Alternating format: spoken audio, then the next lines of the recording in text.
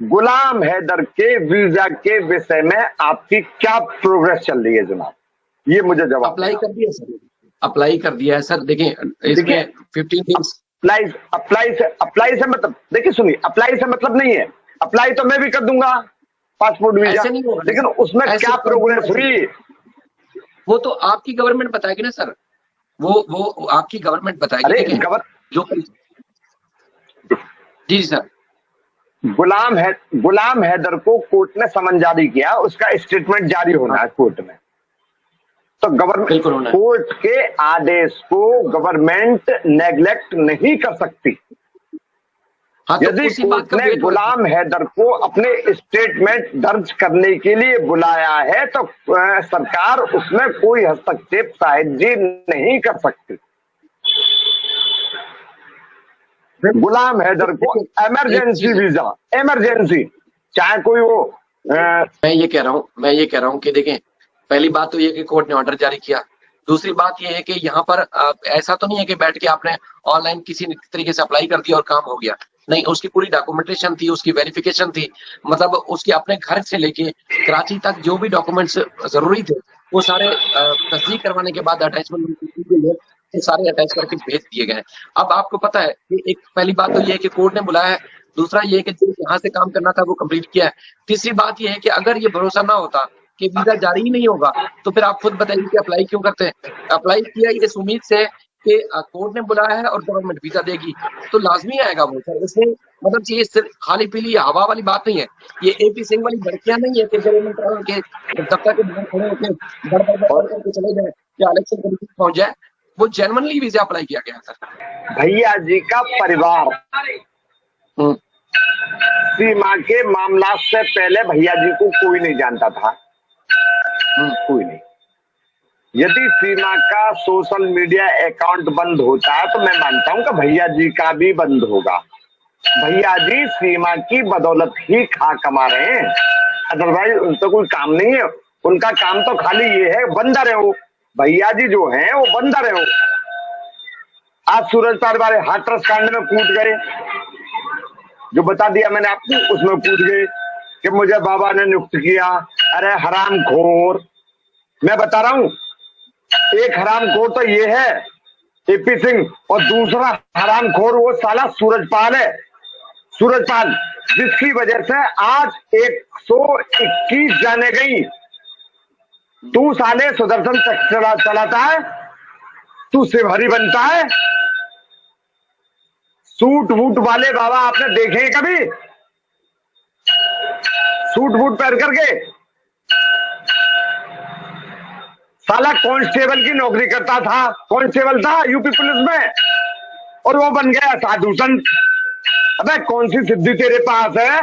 तू पब्लिक को क्यों गुमराह कर रहा है, क्यों चूतिया बना रहा है? साले तेने 8 नल लगा रखे, तेने उन नल का पानी पी करके हम अमर हो जाएंगे। मैं क्यों देश की जनता को, सीधी सादी जनता को तू क्यों चूतिया बना रहा है? मैं मानता हूं शायद जी इस पूरे प्रकरण में हाथरस वाले कांड में बहुत बड़ा हाथ निकलेगा। मैं बता रहा हूं, नाम नहीं बता रहा मैं, बहुत बड़ा हाथ निकलेगा, इसकी CBI जांच होने वाली है। मसला असल में ये है ना सर, देखिए जब जब बड़े कांड होते हैं ना यहाँ, तो नाम तो आता है किसी न किसी का, लेकिन उनका अंजाम को नहीं देखता। अब मिसाल के तौर पर जिनकी तरफ इशारा कर रहे हैं आप, मैं वो बात समझ रहा हूँ आपकी, ठीक है, आप और मैं चले नाम नहीं लेते, लेकिन जिनको पता है कि किनके बारे में बात हो रही है, इतनी बातें उनको उनकी नॉलेज में होगा। मसला ये है कि उसका कोई एग्जाम नहीं देखेगा, कल जैसे हीरो बने हुए, कल फिर हीरो बन जाएंगे लोगों के सामने, फिर वो 20-50 मीडिया वाले माइक लेके उनके पीछे पीछे भाग रहे होंगे और ये हवा में उड़ रहे होंगे। तो सर ये हमारे शायद जी ऐसे माइक से फायदा क्या, मुझे बता दो। ऐसे माइक से फायदा क्या है कि हमारे पीछे माइक दौड़े और साले उनको रिजल्ट कुछ ना दें, बताइए मुझे। बिल्कुल, क्या फायदा है? बस खाली आपको टीवी पर शक्ल दिखानी है, अपने टीवी पर आपको शक्ल दिखानी है। हाँ जी, मसला ये मेरी शक्ल टीवी पर आ गई बस। एक और भी तो बात देखे ना सर, खबर क्या चल रही है ये जी AP सिंह का दावा, मतलब यार डूब मरना चाहिए। हाँ, वो ही तो कह रहा हूं मैं, एपी सिंह का दावा। अबे झंडू, अबे कुत्ते, हरामखोर, अबे दावा तो वो करता ना, सूरजपाल करता कि हाँ मैंने एपी सिंह को वकील कर लिया। नहीं, एपी सिंह का साहिब जी एक मिनट सुनिए, मेरी बात सुनिए। जो भी लोग मुझको और आपको सुन रहे हैं, मैं एक हास्य पद बयान जारी कर रहा हूं, मैं हास्य पद, जी उसको मतलब सीरियसली ना लें। जी जी मैं कह रहा हूं जी, कह रहा हूं मैं, बयान देख लिए। मैं कह रहा हूं सूरजपाल ने मुझे नियुक्त कर लिया है, मेरा दावा है। सर, मैं आपको बताऊं, सूरजपाल ने मुझको अपने मुकदमे के लिए नियुक्त कर लिया, मेरा दावा है। बताइए, हो गया मैं वकील उसका? पर सुनिए साहिब जी मेरी बात सुनिए, मेरी बात सुनिए। मैं खाली आपको बातें बता सकता हूं, और जो यूट्यूबर्स हैं, जो हमारे भाई हैं यूट्यूबर्स, उनसे कह सकता हूं मैं। पर राष्ट्रीय चैनल पर पैसा देने के लिए मुझ पे ना आए, पैसा देने को ना आए मुझ पे। मैं तो मेहनत की कमाई खाता हूं। यदि मेरे पास पैसा होता तो मैं भी, सुन तो लीजिए, एक चैनल पे वाने करे, दूसरे को पैसा देके मैं कह देता हूं कि मैं सूरजपाल ने मुझे नियुक्त करा। सर मेरी बात तो सुने ना, सर मेरी बात सुने। पता है क्या, मीडिया वाले जिसकी इंतहा की दोस्ती कर रही है ना सर, इंतहा की दोस्ती, उसमें वो इस तरह के वर्ड, इस तरह के अल्फाज इस्तेमाल करते हैं। मिसाल के तौर पर सूरजपाल ने अगर वकील किया था एपी सिंह को, तो सूरजपाल ऐलान करता, लोग बताता जी एपी सिंह मेरे वकील हैं। अब चूंकि एपी सिंह की हैसियत पता है मीडिया को कि सूरजपाल ने ऐलान नहीं किया, एपी सिंह ने कहा कि मुझे सूरजपाल ने वकील कर लिया है, तो इसलिए खबर इस अंदाज से चल रही है।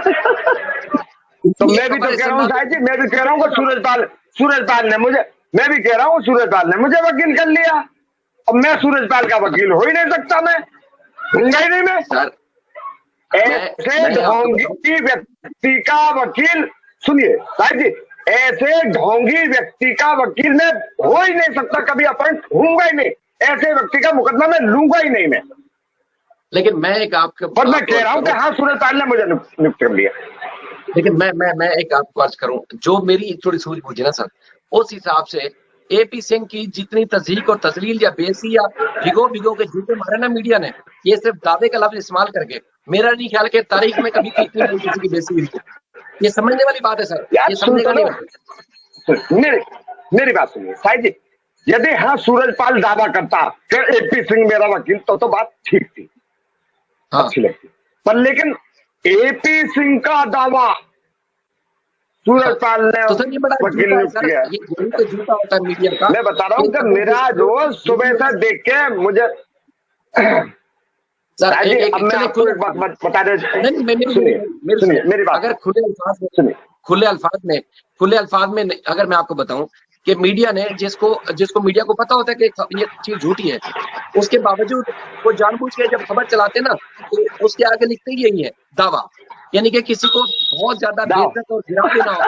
तो ये किसी और पत्रकार से पूछ लीजिएगा कि अगर उनको होता किसी डॉक्यूमेंट या कुछ, तो ये यकीनन ये बात होती। सुन तो लीजिए, ये खबर खाली सीमा को खुश करने के लिए चल रही है उसमें। सीमा रिलीज भी इसने खुद की है, इसने खुद रिलीज की है। बस कितना पैसा दिया होगा? अच्छा सर इतने अरसे में हम कुछ पहचान सके तो पता क्या पहचान सके? पता क्या, बदनाम ना होंगे तो नाम क्या होगा, इस तरह का जुम्मन ना है सर। मतलब बदनाम हो गए, जलील होंगे, तो उसमें बदनाम होके जलील होके, लेकिन वो बड़ा है पीछे। हमें ऐसी बदनामी नहीं चाहिए जनाब, बिल्कुल नहीं। आपकी बात ऐसे, देखिए मेरी बात, हाँ, ऐसे बदनाम होने से तो हम शायद जी खुद मर जाना चाहते हैं कि ऐसी बदनामी मिलने से पहले हमें ऊपर वाला हमें उठा ले। सर अल्लाह ना करे कोई हम ऐसी बदनामी नहीं चाहते। तेजस्वी सिंह की मैं बात कर रहा हूँ। मैं भी सुन तो ठीक है, लीजिए, अगर मैं मैं अपने ऊपर ढाल करके उसको ही कह रहा हूँ, मैं उस हरामखोर को कह रहा हूँ, मैं अपने ऊपर ढाल करके हाँ उसी को कह रहा हूँ मैं। सर, एक सवाल तो पहले वाला था, उसका जवाब नहीं दिया, लेकिन एक बात बताएं, एक बात बताएं, जी। ये वो आप एक वो हरामखोर क्यों कहते हैं? यार हरामखोर क्यों ना कहूं मैं? जो हराम मतलब की क्यों? कमाई खाता है, जो मेहनत नहीं करना चाहता, घर बैठे अब बहुत सब निकल जाएंगे, बहुत घर बैठे हरामखोर। तू अपनी बहन की काहे की कमाई खा रहा है, वो हरामखोर होता है। शब्द बोल रहा नहीं हूं मैं, बोल रहा नहीं हूं। बहन की दाल फ्राई की, समझ लीजिए दाल फ्राई क्या, बहन की दाल फ्राई की कमाई तू खा रहा साले, तो हरामखोर वो होता है। दाल फ्राई जी मतलब सर, समझ आए, दाल फ्राई बोल रहा हूं मैं।